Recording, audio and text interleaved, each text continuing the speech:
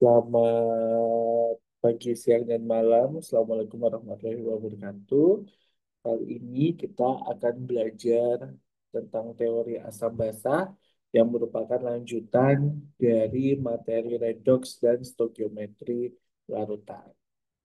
Jadi video sebelumnya kita sudah membahas tentang redox dan penyetaraan reaksi reduksi oksidasi. Kali ini kita akan belajar mengenai tentang teori asam basa.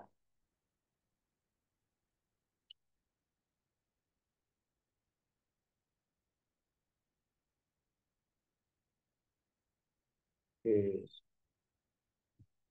Jadi teori asam basa yang kita kenal nantinya adalah yang pertama adalah teori Arrhenius, yang kedua adalah Bronsted-Lowry, dan yang ketiga adalah Lewis. Jadi teori asam basa Arrhenius, kita bisa mengatakan dia asam apabila zat yang dapat menghasilkan ion H+. Nah, di dalam larutannya. Sedangkan basa itu adalah ion zat yang dapat menghasilkan ion hidroksida atau OH- di dalam larutan. Kalau kita membahas tentang valensi asam, maka jumlah ion H+ yang dapat dihasilkan dari satu molekul asam. Contoh, HCl ketika kita uraikan di dalam suatu larutan air, maka HCl ini akan terurai menjadi H+ ditambah Cl-. Nah, keberadaan ion H+ itu hanya satu, sehingga nanti dia kita katakan sebagai valensi asam. Kemudian yang kedua adalah asam sulfat H2SO4. H2SO4 kita uraikan menjadi reaksi ionisasi, berarti menjadi 2H+ ditambah dengan Cl-. Nah, keberadaan ion H+-nya ada dua, maka kita sebut sebagai valensi asamnya yaitu dua. Berikutnya basa. Basa itu juga ada namanya valensi basa. Di valensi basa, jumlah ion hidroksida yang dapat dihasilkan dari satu molekul basah. Contohnya NaOH. NaOH ini kalau kita uraikan menjadi Na+ ditambah dengan OH-. Keberadaan ion hidroksida hanya satu, maka valensi basanya adalah satu. MgOH2 atau magnesium hidroksida. Ketika kita uraikan menjadi Mg2+ ditambah dengan 2OH-. Nah, di sini kita lihat, maka OH-nya di sini ada dua, maka valensi basanya juga dua. Jadi Arrhenius ini menggambarkan ada asam sama basa berdasarkan ion apa yang dihasilkan. Kalau dia menghasilkan ion hidroksida, maka dia merupakan basa. Kalau dia menghasilkan ion hidrogen, maka kita sebut sebagai spesifik asam. Berikutnya adalah teori asam basa Bronsted-Lowry, di mana asam itu adalah zat yang dapat memberikan ion H+ pada zat lain. Nah, H+ ini nanti kita sebut sebagai proton, jadi donor proton karena dia memberikan. Ciri khasnya harus memiliki atom H. Sedangkan basa, zat yang dapat menerima H+ dari zat lain, yaitu dikatakan sebagai aseptor proton. Cirinya harus memiliki pasangan elektron bebas. Sehingga teori Bronsted-Lowry itu tidak menentang dari teori Arrhenius, hanya melengkapi saja. Ion OH- masih bisa basa karena menerima H+ dari asam yang sebagai pembentuk dari air. Contoh, misalkan HCl di sini ya. HCl dia disebut sebagai memberikan ion H+, ya, ion H+, dia akhirnya dikatakan sebagai asamnya. Nah, yang mempunyai asap, yang mempunyai pasangan elektron bebas, kita sebut sebagai basanya. Karena dia ada pasangan elektron bebasnya. Gitu ya. Sehingga nanti HCl akan menjadi Cl min, H2O akan menjadi H3O plus. Begitu. Nah, di dalam teori asam basa Bronsted-Lowry, kita mengenal juga namanya asam basa konjugat, di mana transfer proton pada reaksi asam Bronsted-Lowry akan menghasilkan pasangan asam basa konjugatnya. Jadi kalau asam itu sebagai donor proton akan menghasilkan basa aseptor proton pada reaksi kebalikannya, sedangkan basa merupakan aseptor proton akan menghasilkan asam donor proton pada reaksi kebalikannya. Contohnya adalah NH3 menjadi NH4+. Berarti kan NH3 ini akhirnya dia ketambahan satu H plus. Kalau dia ketambahan satu H plus, maka dia merupakan asam konjugasinya, pasangannya adalah basanya. Kalau dia kehilangan satu H plus dari yang semula, maka kita sebut sebagai basa konjugasi, ya, dan pasangannya adalah asam.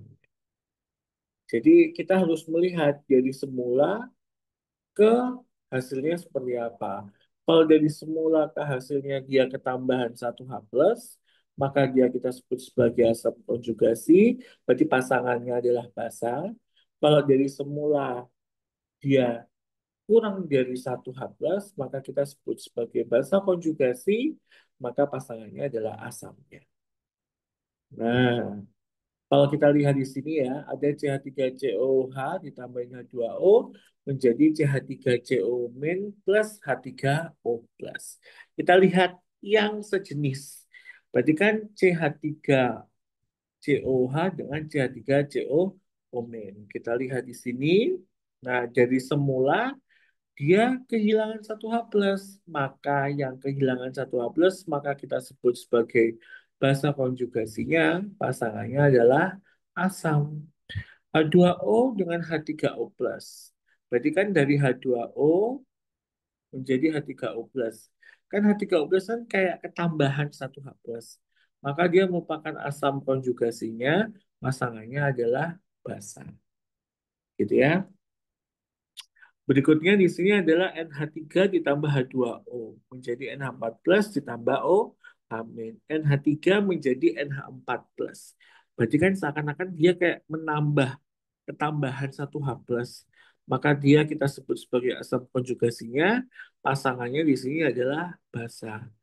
H2O ke OH min. Kan dia kayak kehilangan satu H plus. Maka kita sebut sebagai basa konjugasinya. Pasangannya adalah asam. Nah, jadi ciri khasnya pasangan asam basa konjugasi, selisihnya itu hanya satu H plus. Kalau dia selisihnya itu adalah dua H plus, berarti dia bukan merupakan pasangan asam basa konjugasi. Contoh itu yang A ya. Yang A itu kan ada HNO2 dengan NO2 min. Nah, dari sini ke sini itu kan kayak kehilangan satu H plus, maka dia merupakan basa konjugasinya, dia asamnya. Kemudian yang kedua, H2CO3 menjadi CO3 2 min. Kamu lihat di sini, dua H di sini nggak ada H-nya. Berarti kan selisih hanya itu ada dua. Maka dia bukan merupakan pasangan asam basa konjugasi. Nah, kalau lihat yang terakhir, NH3 plus, jadinya NH2. Maka sepertinya dia kehilangan satu H plus. Maka dia merupakan pasangan asam basa konjugasi. Jadi, which of the following does not constitute a conjugate acid base pair? Berarti jawabannya adalah yang B. Karena B itu bukan merupakan pasangan asam basa konjugasi. Gitu ya. Nah, di dalam masa-masa konjugasi, ia kita kenal juga adanya namanya amfoter, di mana amfoter itu adalah zat yang dapat berperan sebagai donor dan aseptor proton. Di situ contohnya adalah H2O. H2O bisa menjadi asam konjugasi kalau dia ketambahin satu H plus. Maka menjadi H3O plus. Kalau dia bisa menjadi basa konjugasi, maka dia dikurangi dengan satu OH min. Berarti nanti dia HOH min. Gitu ya. Jadi H2O dikurangi satu H plus, makanya dia menjadi O. HCO3 min. HCO3 min. Berarti kalau kita tambahin satu H plus jadinya H2CO3. Kalau dia kehilangan satu H plus lagi, makanya dia jadi CO3 2 min. Ini asam konjugasinya, ini basa konjugasinya. Gitu ya. Seperti H2O, di sini jadi H3O plus, H2O ini juga bisa jadi O.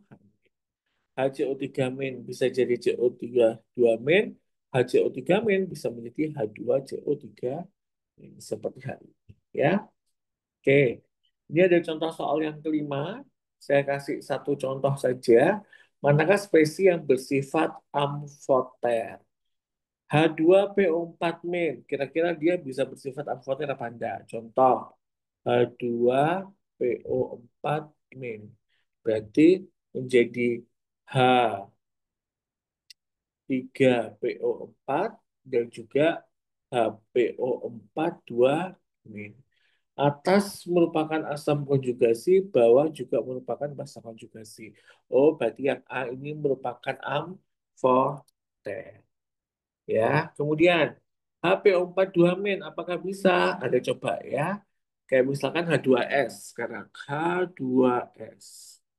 Dia ketambahan satu H plus, jadinya apa? H3S plus sama HS min. Nah, yang ini di nyata nggak ada, tapi yang bawah ada. Ya, yang bawah ada. Berarti kalau salah satu tidak ada di dalam nyata, maka dia bukan amfoter. Berarti H2S bukan amfoter. Gitu ya. Oke, Anda bisa melanjutkan yang lainnya. Satu, A, B, C, sampai H, dan nomor 2 itu sendiri. Oke, berikutnya kita akan membahas tentang kekuatan asam basa Bronsted-Lowry. Pada prinsipnya, asam atau basa itu lebih lemah akan menghasilkan pasangan konjugat yang lebih kuat, dan sebaliknya, asam basa yang lebih kuat akan menghasilkan pasangan konjugat yang lebih lemah. Jadi saling berkebalikan. Reaksi akan selalu mengarah pada pembentukan asam basa yang lebih lemah. Ya, jadi prinsipnya ini adalah reaksi akan selalu mengarah pada pembentukan asam yang lebih lemah. Jadi sebenarnya yang kita cukup pahami dan cukup kita kenali adalah yang strong-strong aja. Karena dia lebih sedikit ya. Kayak misalkan semakin asam itu ada HCl, H2SO4, HNO3, sama H3O+. Sedangkan yang basa kuat itu ada OH-min, ada S2-min, ada O2-min. Gitu ya. Jadi yang tidak ditulis sebagai kuat, maka dia merupakan betul merupakan yang lemah. Contoh H2 HC2H3O2 ya. Itu kan sepaket dengan C2H3O-min. Berarti kan dia kan kehilangan satu H plus, maka dia merupakan basa konjugasi, pasangannya adalah asam. H2O dengan H3O plus ketambahan asam konjugasi, sininya basa. Kita lihat antara asam dengan asam, basa dengan basa. Kalau kita lihat H2O dengan C2H3O2 min, maka yang lebih basah kan C2H3O2 min ketimbang H2O.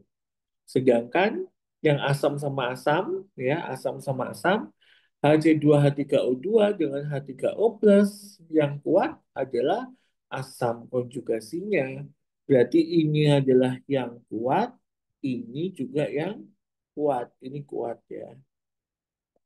Kalau yang atas ini kan konjugasi, asam konjugasi. Maka kalau yang di sebelah kanan kuat, maka yang di sebelah kiri adalah yang lemah. Bagaimana arah dari kesetimbangannya? Ya, arah dari kesetimbangannya. Jadi arah reaksinya akan selalu mengarah ke bagian yang lebih lemah. Sehingga nanti arahnya ke arah yang sebelah kiri, bukan dari ya bukan ke kanan. Jadi Dari contoh berikut ini, kita bisa mengidentifikasi bahwa H3O+ dan C2H3O2- itu memiliki peran yang lebih kuat ketimbang H2O dan juga H2C2H3O2. Sehingga nanti reaksinya akan mengarah kepada yang lemah, berarti pada yang ke sebelah kiri. Gitu ya. Nah, ini juga menunjukkan bahwa contoh-contoh asam kuat, basa kuat, asam lemah, basa lemah. Di mana kita sepakati bahwa basa konjugat dari asam kuat tidak dapat diukur kekuatannya. H3O+ adalah asam yang paling kuat yang ada di dalam lautan aqueous. Sedangkan ion OH- adalah basa yang paling kuat yang ada di dalam larutan aqueous. Contoh soal yang kelima sudah ada, silakan untuk dijawab. Jadi Anda disuruh untuk menuliskan pasangan asam basa konjugasinya dalam setiap reaksi di bawah ini. Lalu kemudian perkirakan juga arah reaksinya. Jadi setelah kamu pasang-pasangkan, kamu harus mengidentifikasi mana yang lebih kuat, mana yang lebih lemah. Terus kemudian nanti perkirakan juga arah reaksinya. Arah reaksi kimia itu mengarah pada yang lemah dari kuat yang ke lemah. Gitu ya. Oke, Anda bisa coba untuk contoh soal kelima tentang asam basa konjugasi. Kemudian kita bisa memprediksi juga tentang kekuatan relatif asam biner, ya, relatif asam biner. Ternyata dalam satu periode kekuatan asam biner HX itu meningkat karena kenaikan kepolaran ikatan. Jadi kalau misalkan kita lihat dalam satu periode semakin ke kanan itu semakin tinggi kekuatan dari asam binernya. Karena dipengaruhi juga tentang kepolaran. Kepolaran itu ada kaitannya dengan keelektronegatifan. Sehingga kalau kita bandingkan, ya, kalau kita bandingkan antara C, N, O, dan F, itu posisinya, nah, saya mau, oke. Sehingga kita bisa tuliskan, maka di sini adalah F, ini adalah O, ini adalah N, dan ini adalah yang C. Semakin ke kanan, semakin besar kekuatan dari asamnya. Nah, bagaimana kalau dia segolongan? Kekuatan asam biner bertambah dengan melemahnya ikatan HX akibat ukuran X yang semakin besar. Kuat lemahnya asam basa itu karena mudah atau tidak mudahnya dia menguraikan ion H plus sama OH min. Semakin dia mudah melepaskan ion H plus, maka dia akan menjadi semakin kuat. Kalau kita bandingkan F, Cl, Br, I. Berarti kan semakin ke bawah itu kan semakin besar jari-jari atomnya. Kalau semakin besar jari-jari atomnya, berarti semakin lemah ikatannya. Maka nanti yang paling lemah ikatannya, yang paling mudah melepaskan ion H+, dia merupakan asam kuat. Gitu ya.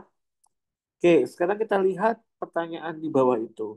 Urutkan kekuatan relatif asam berikut.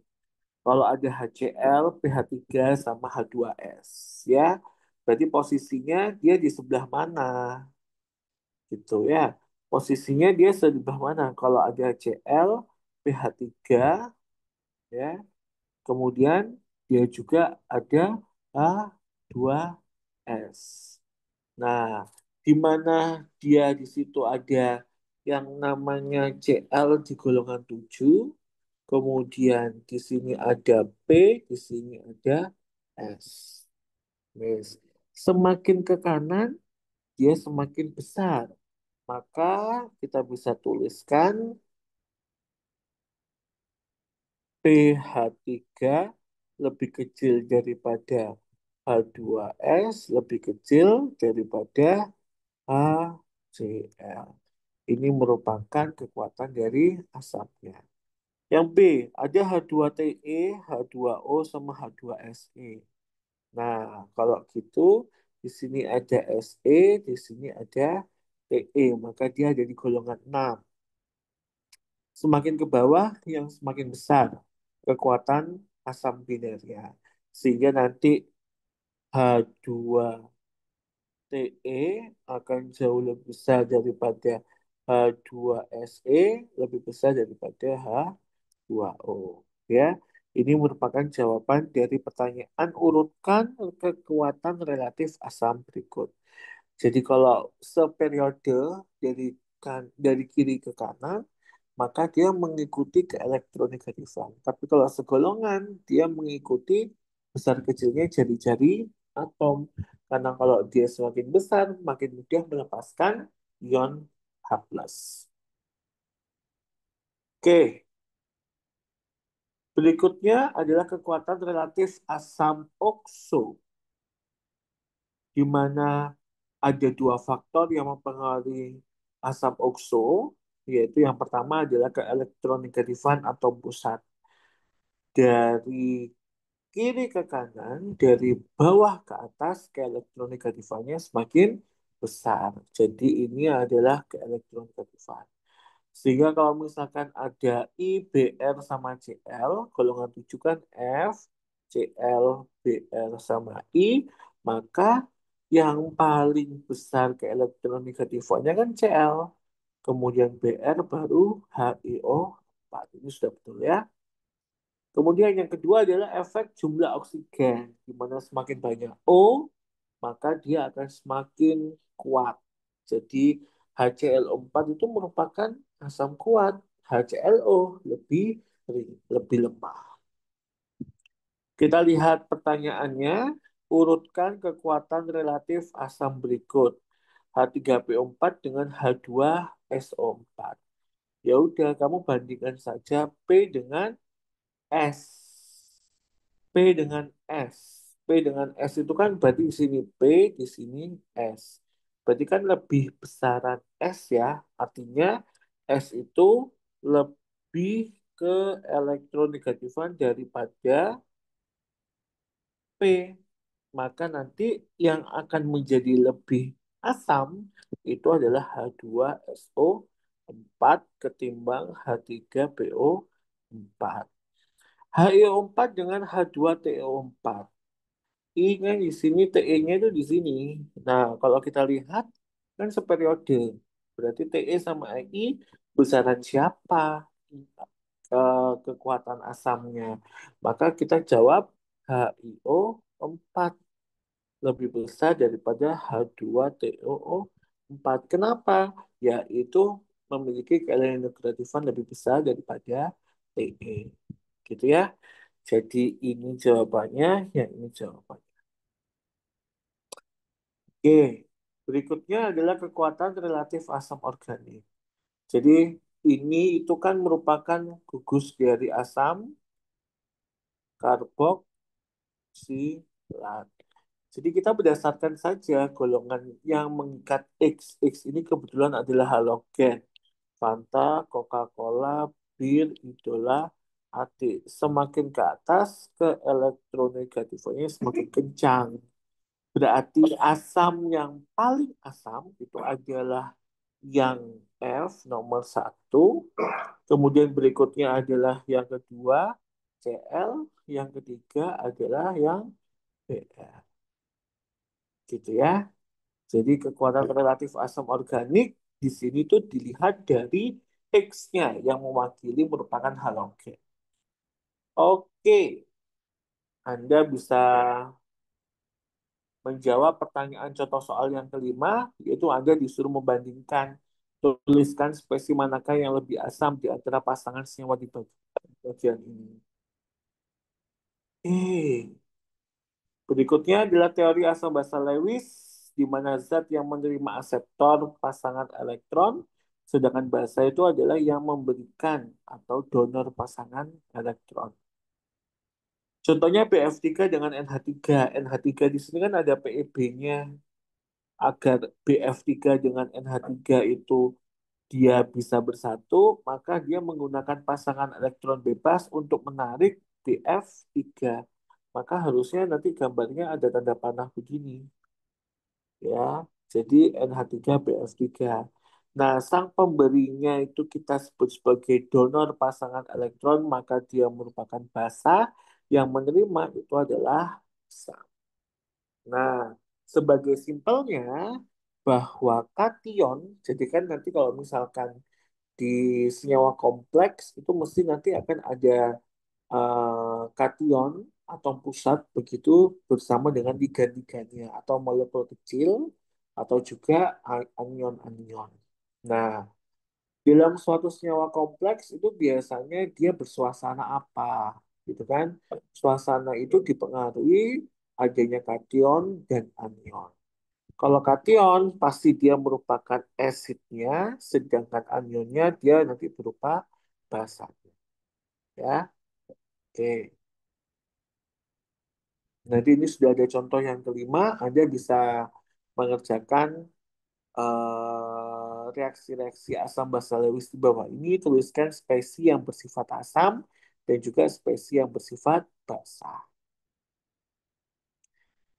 Kita masuk ke molaritas, sebenarnya kita sudah bahas tentang satuan konsentrasi molaritas, di mana mol zat terlarut per liter larutan adalah molaritas larutan. Molaritas merupakan penghubung antara mol zat terlarut dengan volume larutan. Jika kita punya larutan NaCl 0,1 molar yang mengandung 0,1 mol NaCl dalam 1 liter larutan.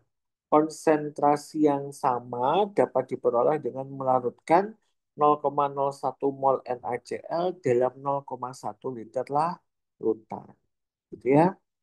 Oke, kita coba yang nomor satu, di mana hitung molaritas M dari larutan yang dibuat dengan cara melarutkan 11,5 gram NaOH dalam air untuk membuat 1,5 liter larutan. Berarti kan kita bisa molaritas mol terlarut dibagi dengan volume larutan atau massa dibagi dengan BM kalikan 1000 dibagi dengan mililiter. Jadi nanti 11,5 dibagi dengan 40 dikali dengan 1000 per 1,5 liter jadi kan mili. Berarti 1500. Ya, oke. Wes, jadi nanti ini ada coret-coret 1115 dibagi dengan 40. Ketemunya sekitar 2,875 molaritas. Gitu ya. Berapakah mili larutan NaCl 0,25 molar yang diperlukan untuk membuat larutan yang mengandung 0,1 mol NaCl? Oke, berarti ya tinggal molaritas sama dengan mol dibagi dengan volume liter. Maka kalau ada 0,25 itu sama dengan 0,1 dibagi berapa liter, mililiter gitu ya. Maka X liter adalah 0,1 dibagi 0,25. Berarti 0,1 dibagi 0,25 adalah 2/5 sama dengan 0,4 liter. Maka sama dengan 400 mililiter. Gitu ya. Nah, nomor 3, Anda bisa melanjutkan berapa gram strontium nitrat. Strontium nitrat, ya. Strontium nitrat yang diperlukan untuk membuat 250 ml larutan 0,1 molar. Jadi nanti Anda disuruh mencari SrNO3 2 kali. Ya, nanti Anda cari berat molekulnya, kemudian dimasukkan ke rumusnya, maka Anda bisa mendapatkan berapakah massa gram. Oke, Anda bisa mengerjakan contoh soal yang keenam. Berikutnya adalah derajat keasaman atau pH. Reaksi autoionisasi air di mana H2O dalam liquid ditambah H2 liquid akan menghasilkan juga H3O plus ditambah dengan OH min. Yang satunya dia merupakan pasangan basa asam basa konjugasi, begitu juga dengan yang lainnya.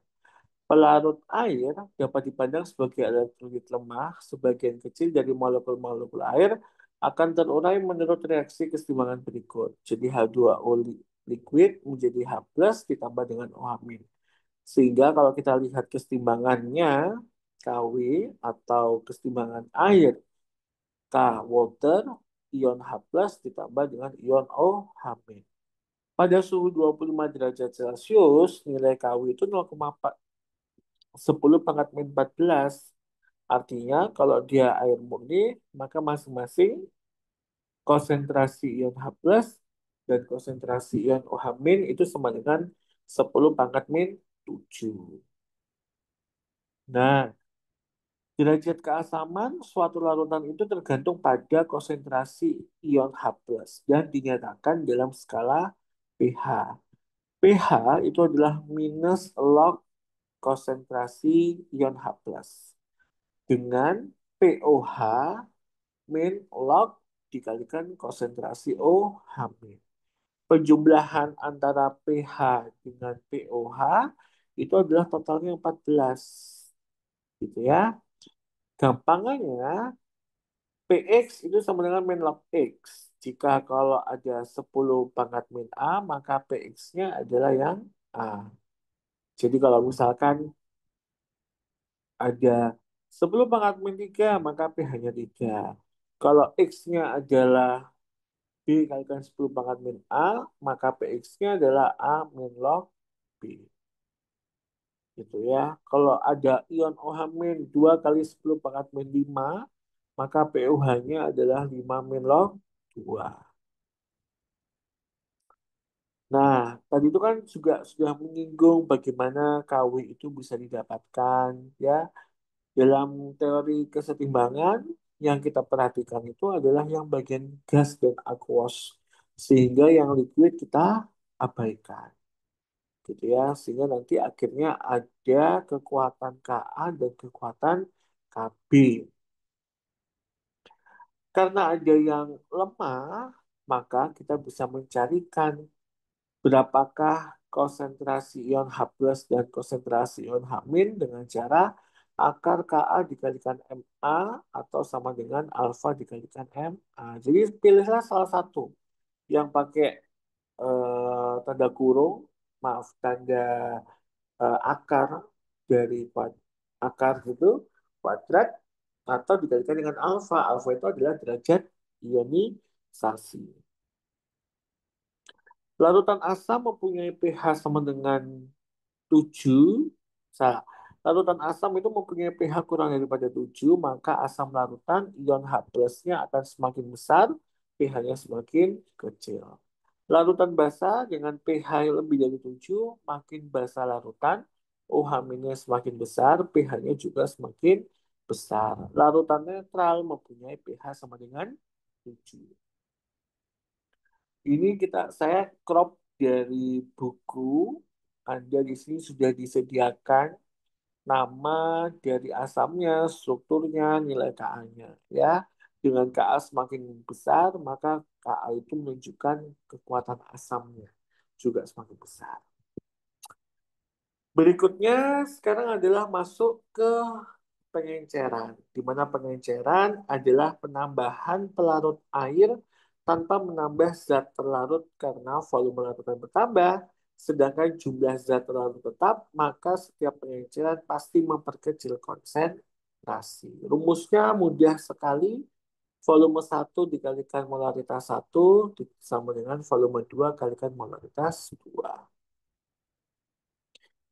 Berapakah volume asam sulfat 16 molaritas dalam mililiter yang harus disiapkan untuk membuat 1 liter larutan asam sulfat 2 molar?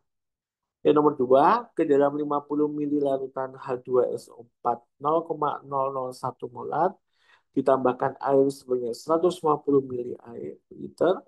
Tentukan pH larutan sebelum dan sesudah pengenceran. Banyak pengerjaannya, jadi di sini Anda disuruh menghitung pH larutannya terlebih dahulu, baru nanti ada pengencerannya berapa. Yang nomor tiga juga sama. Kalau ada 100 ml larutan CaOH2 0,05 molar ditambahkan air sebanyak 400 ml, tentukan pH larutan sebelum dan sesudah pengenceran. Gitu ya. Ini sebenarnya tinggal masukkan saja. Kalau misalkan nomor satu, ya, yang diminta itu adalah volume asam sulfat 16 molar. Yang awalnya kalau 1 liter itu adalah 2 molar, ya, 1 liter itu adalah 2 molar, maka V2 16 molar itu berapa? Maka V2 sama dengan 2/16, sama dengan 1/8 molaritas. Gitu ya. Itu adalah,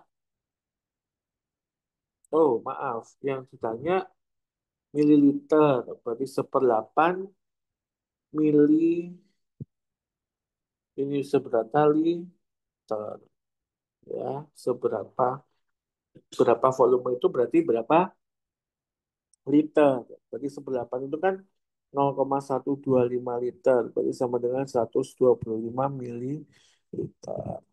Oke. Yang lainnya nomor 2 sama nomor 3 silakan untuk dikerjakan. Kemudian contoh lagi adalah pencampuran, di mana apabila beberapa larutan yang mengandung zat terlarut sama dicampurkan, maka molaritas zat terlarut akan berubah menjadi mengikuti persamaan di bawah ini. Jadi kalau asam dengan asam, maka kita tinggal volume dikalikan I konsentrasi ionnya, ya, dibagi dengan volume total. Oke, kita coba yang A ya. HNO3 sama H2SO4.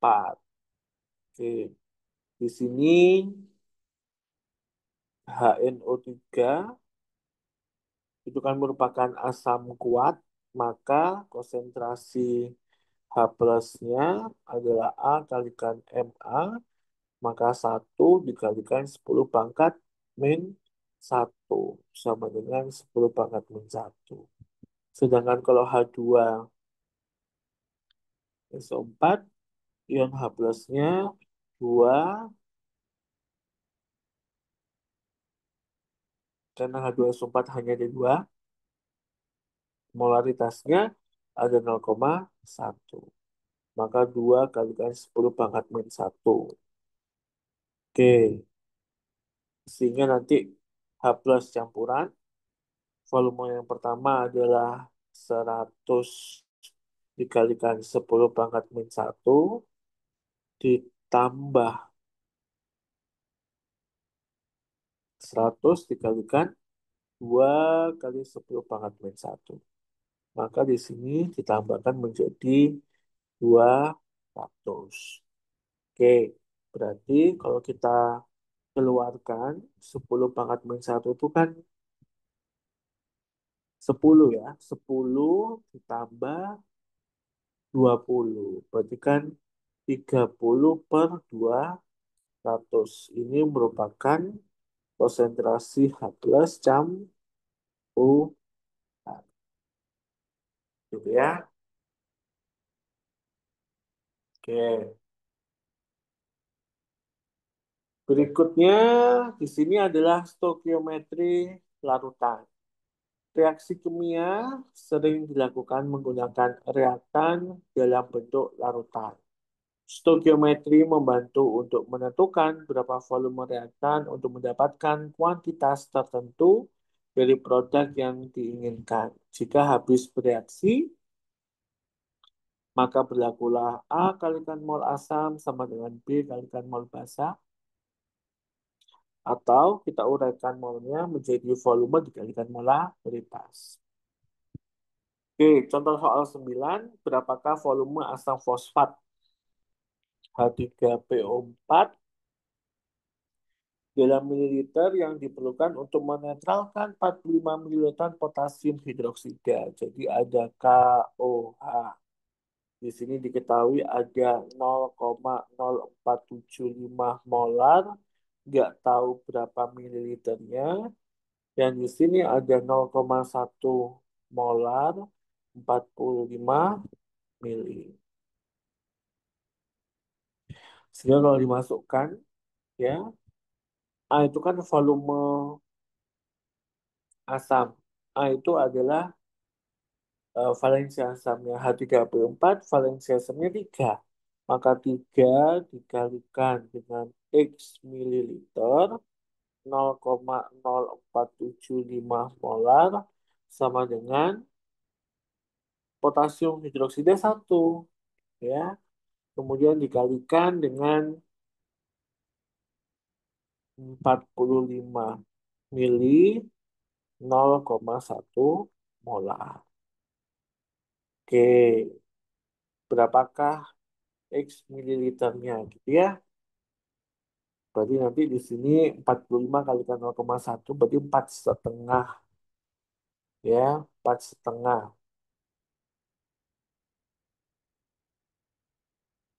4,5 dibagi dengan 3, 45 kalikan 10 pangkat min 1 dibagi 3 kalikan 0,0475. Betul kan? Oke. Sehingga nanti akan didapatkan 4,5 3 dikali 0,047. Jawabannya di sini adalah 31,579 mililiter. Ya, jadi tanpa harus mengutarakan reaksinya, Anda juga bisa langsung menggunakan stokiometri larutan berikut ini. Nah, contoh lagi, stokiometri persamaan ion. Jadi berapakah konsentrasi setiap ion dalam larutan Na2CO3? Na2CO3 itu kalau diuraikan kan 2Na plus ditambah CO3 2 nih. Kalau di sini ada 0,15 molar, maka di sini juga 2 kali lipatnya karena perbandingan koefisien mo- eh, karena perbandingan koefisien reaksi sama dengan perbandingan mol ya. Di sini ada 0,3 molar, di sini ada 0,15 molar gitu ya. Bila konsentrasi larutan ion sulfat 0,75 molar, berapakah konsentrasi aluminium sulfat dengan asumsi semua ion sulfat berasal dari aluminium sulfat. Aluminium sulfat kan Al2SO4 3 kali. Kalau diuraikan kan berarti 2Al3 plus ditambah 3SO4 2 min. Oke, kalau diketahui ada ion sulfatnya 0,75 molar. Berarti berapakah konsentrasi aluminium sulfat dengan asumsi semua ion sulfat berasal dari aluminium sulfat? Maka kalau gitu yang ditanyakan di sebelah sini. Kan 3 itu 0,75 molar, maka satu dia 0,25 molar. Gitu ya, 0,25 molar. Itu merupakan stokiometri persamaan ion. Nanti nomor 3 dan nomor 4 Anda bisa mengerjakan sendiri. Jadi itu ada reaksi ya, berapakah volume KOH 0,5 molar dalam mililiter yang diperlukan untuk bereaksi sempurna dengan 60 mililiter FeCl2 0,25 molar untuk membentuk endapan FeOH2. Jadi dipastikan eh, berapakah volumenya ya antara FeCl2 dengan KOH. Nomor 4 juga begitu. Nah, pertanyaan-pertanyaan tadi itu sebenarnya mengarah ke stokiometri larutan untuk menganalisa kimia. Jadi analisa itu kan ada kualitatif sama kuantitatif. Kalau kualitatif berarti kita menanyakan itu merupakan senyawa apa, zat apa. Tapi kalau analisa kuantitatif menentukan berapa jumlah zat dan komposisinya dalam sampel. Metode analisisnya bisa menentukan kandungan unsur apa saja yang terdapat dalam sampel, mengubah semua unsur yang ada menjadi menjadi senyawa yang diketahui rumus kimianya, menghitung kandungan setiap unsur berdasarkan senyawa hasil konversi. Titrasi metode penentuan konsentrasi sampel dengan cara menambahkan reaktan yang diketahui konsentrasinya titran ke analit yang konsentrasinya belum diketahui hingga seluruh analit habis bereaksi atau tidak ekivalen. Pada prakteknya, indikator ditambahkan untuk mengetahui ketercapaian titik ekivalen. Sudah saya berikan contoh soal 11 untuk analisa kimia. Monggo untuk dikerjakan terlebih dahulu. Nanti bisa ditanyakan kepada saya atau di asisten dosen.